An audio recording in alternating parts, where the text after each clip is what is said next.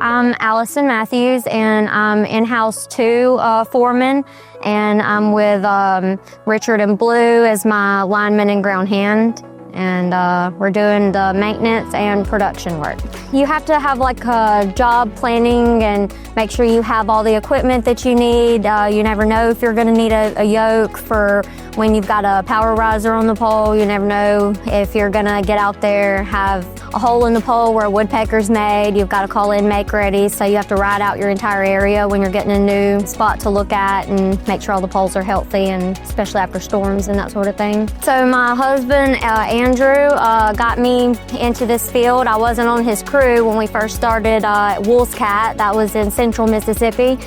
We were on an ADSS, the self-support fiber optic there. We started Strain and Lash in Greenwood about a year later.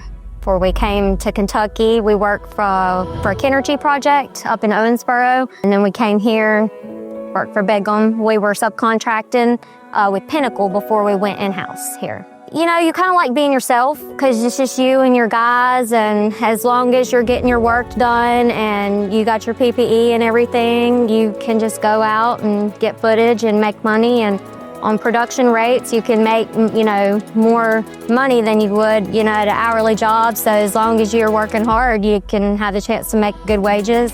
We've had people that, you know, they can come right into it in just 2 years or so, and it's not really hard to learn because when you're on strand, it's pretty much the same materials, you know, but you're always going to run into different things in the field, and Power has different ways that they can set up all the time, and every project you go on, whether it be a Connect On build or not, it's going to be a different build and different specs that's required for that project, every project you'll go on. So I like being able to be friends with all the guys that's out there, and, you know, we all get along. And blue collar is kind of, you know, you're out here just working hard, and as long as you're working hard and being safe, you can have fun and be in nature and enjoy the outdoors and the trees and the fresh air and the sunlight instead of work. You know, I was working from home at one point. I didn't like being cooped up, but my least favorite aspect is the bugs in Florida biting me, and the alligators when we have to cross the ponds and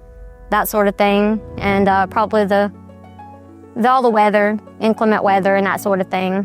Yeah, I came out here probably only around 100 pounds, and I mean, if I can do it and learn it in the time, I think it was only about just a couple months. I was with a company before I started getting in the bucket and learning to climb and that sort of thing. So within a year, I would say I was, you know, moving up to lineman status. So, I mean, you can move up fast, and you have the opportunity, like as a woman, to make more and make that of which, you know, men make in those trades. You just have to put the work in and stick with it. And the more you know, then the better you are and the more you're worth to the company.